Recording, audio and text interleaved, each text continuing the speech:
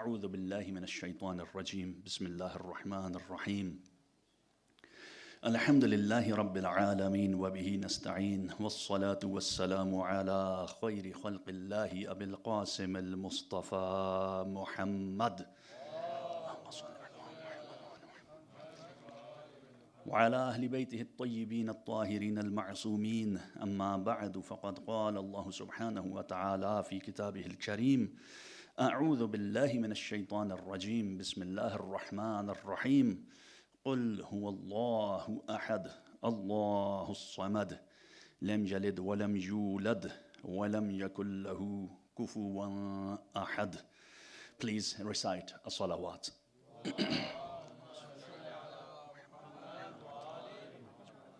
Respected listeners, my dear brothers and sisters, Assalamu alaikum wa rahmatullahi wa barakatuh.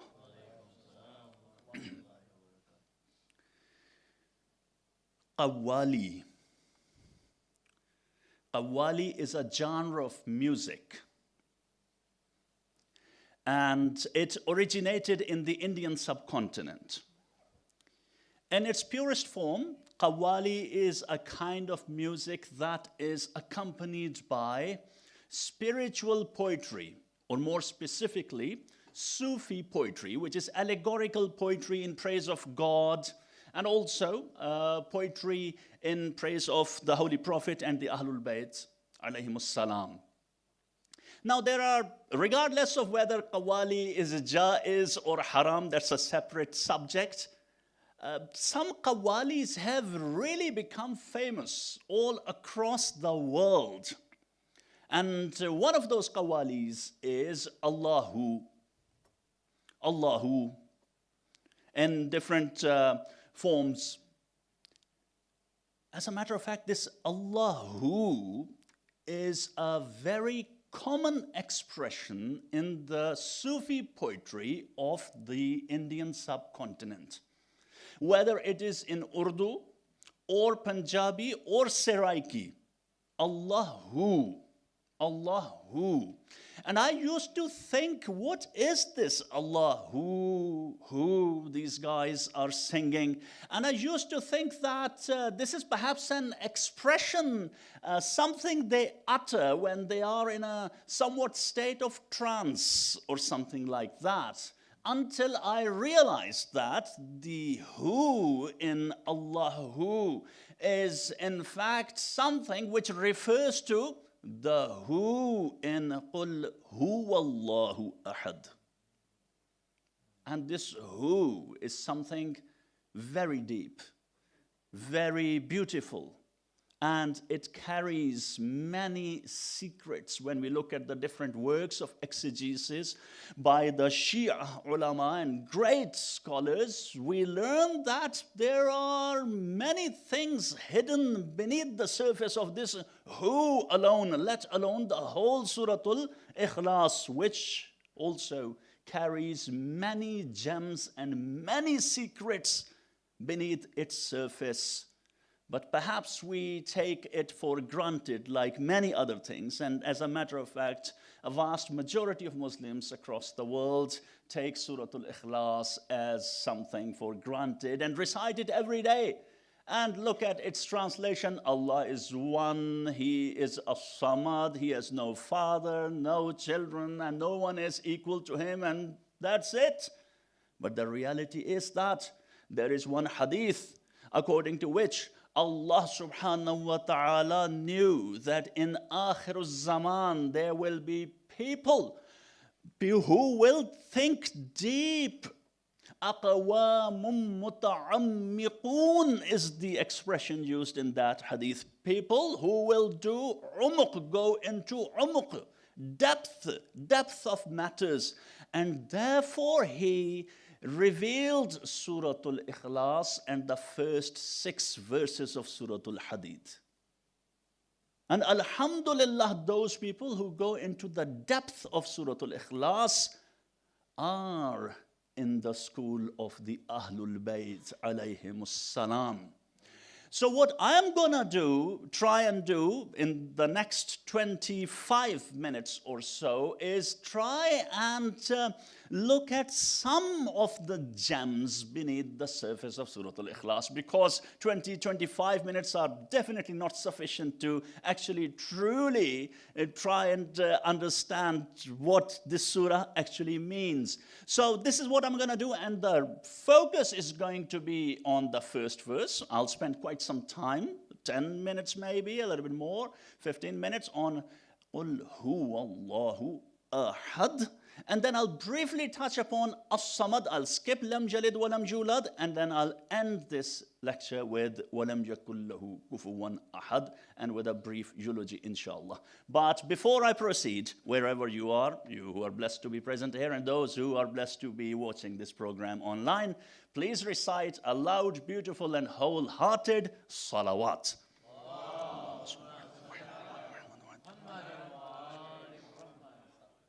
So, Qul huwallahu ahad. Say, He, Allah, is one. A simple translation. So, what does who mean? Who means He. In Arabic, there is huwa for he and hiya for she. Now here, the Quran uses the word he for Allah subhanahu wa ta'ala. And some people say, oh, so you mean God is man, God is male. But we all know that God is neither male nor female. He's not he, is not she. He is above time, space. Genders are his creation. So this term he or huwa that appears is just a result of the evolution of languages. The languages have evolved in this way that the term huwa or he is used for God. But this is only the outer meaning, the very simple, or if I may use the word superficial meaning of who. When you look at the works of exegesis, some Shia works of exegesis, one beautiful point of view is that here Allah subhanahu wa ta'ala uses the dhamir of wahid or mufrid ghaib, the third person, ghaib. So you see, present when I'm speaking to you, you, I, it's present. He, someone who is not present, is ghaib, third person. Here Allah subhanahu wa ta'ala uses the third person, ghaib, to make a point, according to one point of view, that although He is everywhere, and everything is a sign of God, He is ghaib. He is everywhere and yet nowhere to be seen. So that's one meaning of He, the sentence starting with He. Because Allahu Ahad in itself is a complete sentence. There was no need to add who before it.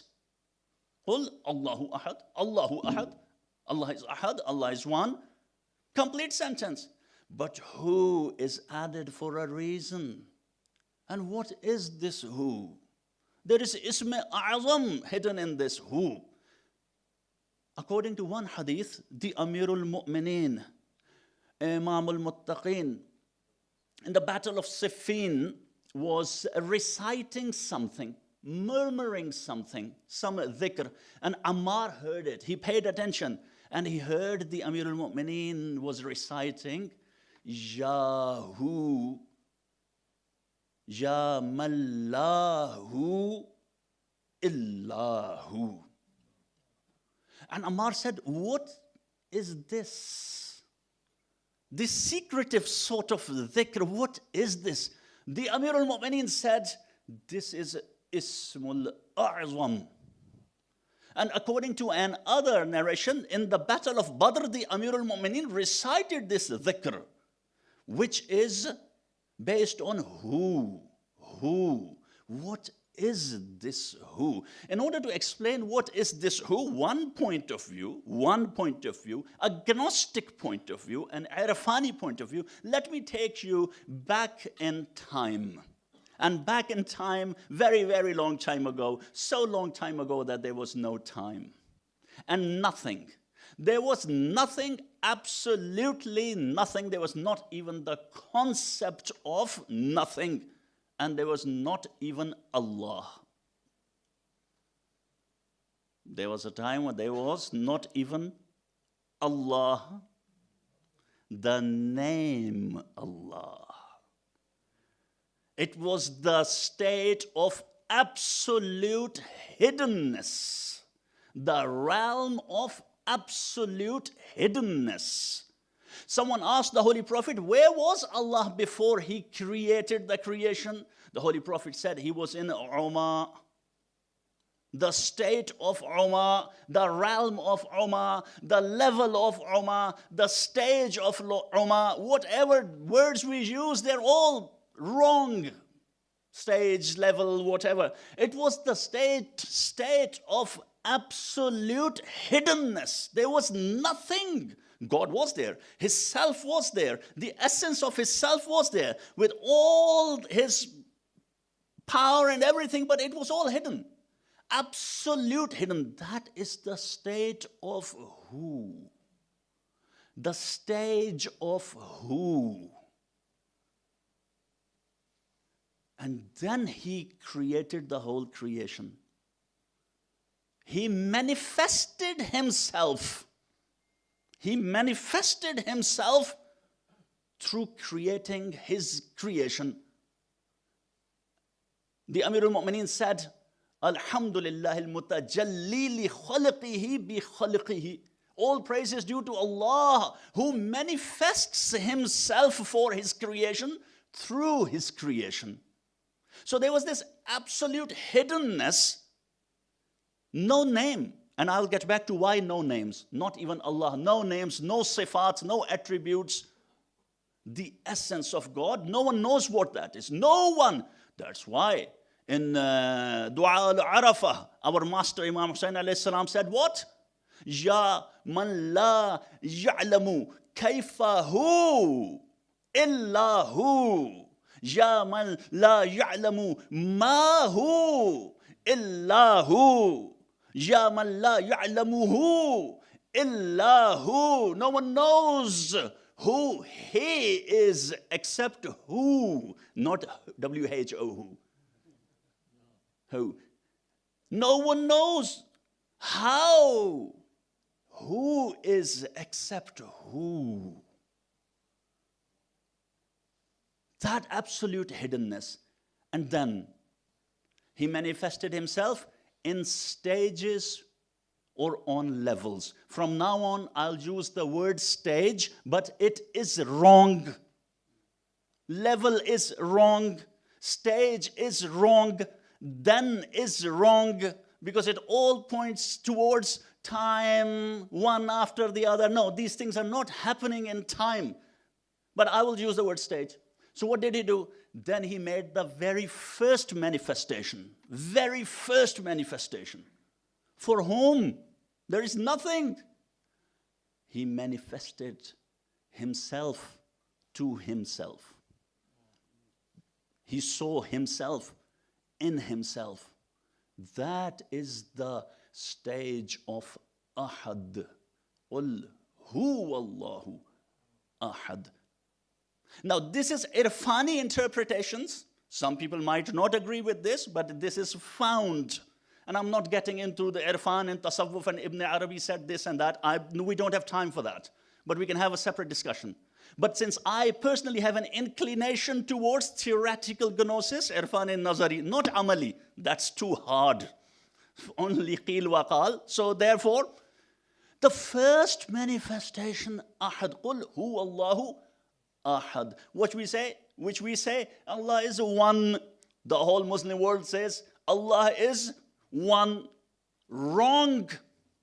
Allah is not one, as in a figure or adad or digit. If someone says Allah is one, I say, okay, your God is one, so maybe He's blue and has 6 arms and still He is one. No. What does Ahad mean? Ahad means the one that there is no two after it. Such a one there that there is no two after it. That, which basically means He alone is the creator. He alone is the God. So getting back to the manifestations. So first, who, the stage of who, absolute hiddenness, no manifestation, nothing. This powerful entity, its essence. And then the first manifestation, Ahad, the stage of Ahad, still no names. Still no names, just one manifestation out of absolute hiddenness to something, some manifestation, and we don't have words to explain that. But no names, no sifat. Yet, and that is the realm of absolute wahdat, unity, no plurality, no kathrat. What does that mean? I'll spend a minute or two explaining this point. That is Hu and Ahad, both stages, are absolute wahdat. And this is what the Urafa have in sight. No names and attributes. You might find it difficult, but pay attention. The first time you hear, you might find it a little bit complicated, but keep listening, please, inshallah. It will become easier. You see, the Urafa say, and this is based on a hadith which I'll narrate in a bit, that we want to look at only God and only God, not even His attributes, not even His sifat. Sayyidah Nusrat Amin, Ayatullah Sayyidah Nusrat Begum Amin Banu Isfahani, she writes in her landmark work, Tafsir Makhzanul Irfan, that as long as one cannot go past and beyond the attributes and names of God, one cannot truly achieve Tawheed. One cannot truly have a concept of Tawheed. And then she has narrated a hadith by Mawla al-Muwahhidin, the Amir al-Mu'mineen, Ali ibn Abi Talib. What does the Amir al-Mu'mineen say? He says, Kamalut Tawheedi nafis sifat anhu. The Kamal of Tawheed is negating all the attributes from God. What does that mean? What does that mean? As soon as we talk about the sifat of God, we start thinking about two entities. Two entities. As soon as the names of God come into the equation, things start moving towards kathrat, plurality, from wahdat, unity. When he was it was not was, is, whatever, I'm just using, we have limited time. Hu, Ahad, no names, wahdat, one entity. As soon as the name Allah was manifested, al-Ilah, the Ma'bud, the one who is worthy to be worshipped, then there must be someone who will worship him. We are talking about two things. As soon as the name al-Khaliq appears, there must be makhluq. As soon as the name Rabb appears, there must be Marboob. As soon as the name Malik appears, there must be Mamluk. As soon as there's the name Ar-Raziq, there must be Marzuq. That's why they say that the Amir al-Mu'mineen says, Kamalut Tawheed nafis sifat anhu. They don't want to see anything other than God. Not see, let alone, not even imagine, although they're talking, Ya Allah, Ar-Raziq, Ya Malik, Ya Rabb, but implicitly, it still points towards something else other than God. Anyway, then the third stage appears. So, Qul Hu Allah, first Hu, Allahu Ahad, the plane of Ahad, nothing, no names. Then he did another manifestation on another stage. And that is the stage of Wahid. That plane is called the plane of Wahid, Wahidiyah. Then he manifested his names. He is not gonna create directly. Who cannot create directly? Ahad cannot create direct. Cannot. I say cannot. He has to first manifest the name Al-Khaliq, and then he will create Makhluq. Then he started manifesting his names. The very first name he manifested was Al-Ali. Al-Ali, the Most High. Then Al-Khaliq, then Al-Malik, or whatever the sequence might be. These are all speculations, because we can never truly understand God anyway. So then he created first the names, then he created the first creation, the first light, which we think is light, but actually it's a concept. The concept of the perfect worshipper and the perfect lover of God. That is the Noor of Muhammad Mustafa sallallahu alayhi wa alayhi.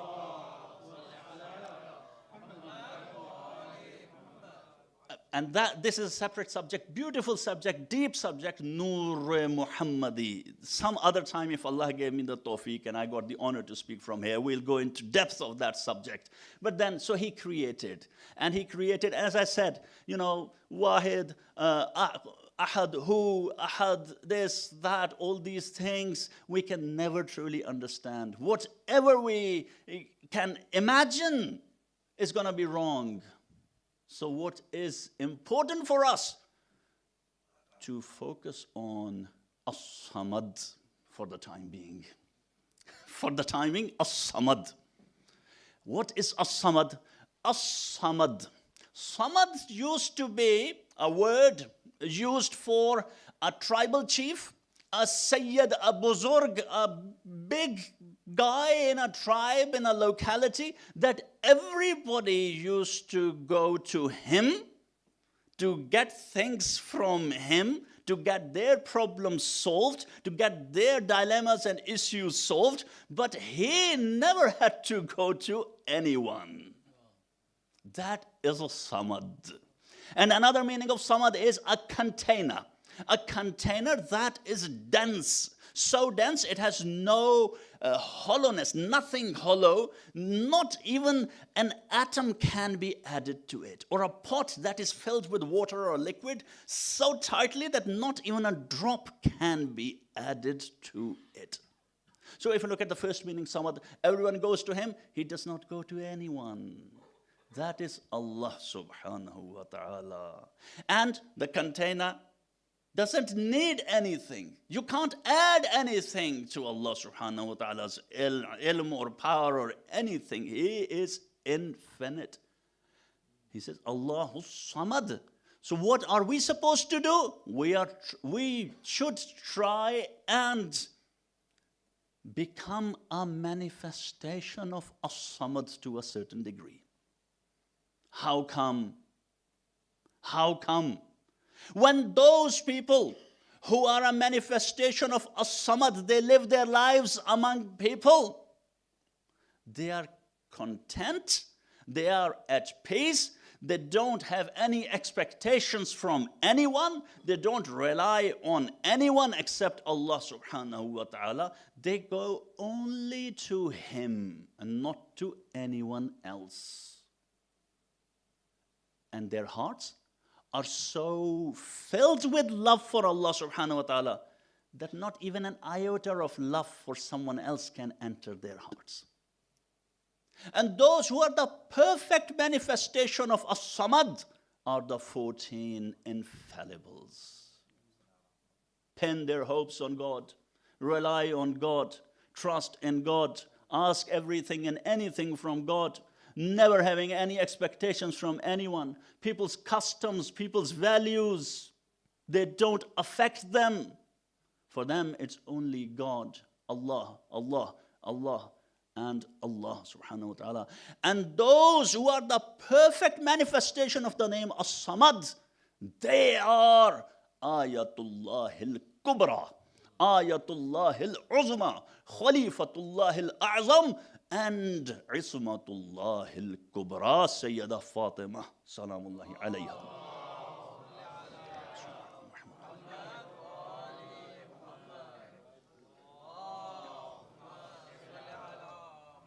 As-Samad. As-Samad. And you know what? The As-Samad, he is وَلَمْ يَكُلْ لَهُ كُفُوًا أَحَدٌ. No one can be like him in any possible way. Neither in his self, nor in his attributes, nor in his actions. Not in any possible way anyone can be like him, because that is rationally impossible for the infinite entity. Like someone to be like the infinite entity, the infinite being. But those who are the perfect manifestation of As-Samad, also no one can be equal to them. No one can be equal to them. Their whole existence, they are the embodiment of the verse, وَلَمْ يَكُنْ لَهُ كُفُوًا أَحَدٌ. All the prophets are in their own capacity a manifestation of As-Samad. And all the prophets gave sacrifices. And while they gave sacrifices, what did they express? وَلَمْ يَكُنْ لَهُ كُفُوًا أَحَدٌ. No one can be equal to God. And therefore we do not accept anyone sit in place of God. Namrud challenged وَلَمْ يَكُنْ لَهُ كُفُوًا أَحَدٌ. And Ibrahim jumped into the fire. His jumping into the fire was the proclamation, وَلَمْ يَكُنْ لَهُ كُفُوًا أَحَدٌ. Musa stood up to Fir'aun, وَلَمْ يَكُنْ لَهُ كُفُوًا أَحَدٌ. Zakaria, he was cut into pieces, وَلَمْ يَكُنْ لَهُ كُفُوًا أَحَدٌ. Yahya's head was severed, وَلَمْ يَكُنْ لَهُ كُفُوًا أَحَدٌ. And Hussein's head was displayed on a spear. وَلَمْ يَكُنْ لَهُ كُفُوًا أحد. We don't accept anyone to sit in the place of God, and similarly, anyone to sit in the place of the one who is appointed by God.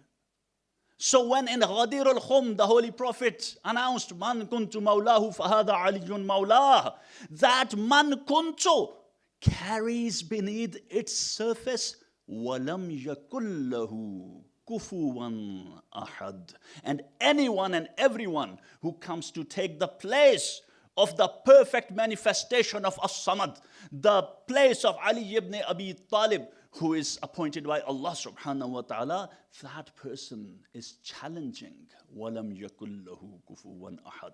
That person is a taghut. And Sayyidah Fatima salamullahi alayha, when she stood up to the taghut, it was not for a piece of land. It was not for that. It was not to protect her husband Ali. It was not to defend the father of her children Ali. It was not to defend her relative Ali. The sacrifice of Fatima was a proclamation, وَلَمْ يَكُنْ لَهُ كُفُوًا أَحَدٌ. وَلَمْ يَكُنْ لَهُ كُفُوًا أَحَدٌ. No one can be equal to Allah, and no one can be equal to Ali. No one can be equal to the one appointed by Allah subhanahu wa ta'ala. And while defending that, she sacrificed her life. When the Taghut, who hijacked Islam, came to demand the allegiance from Ali ibn Abi Talib, she went near the door. And this Taghut said, open the door. Open the door, else I shall set the door on fire. And our mother, Salama, said, you will set the door on fire? And Fatima is inside the house.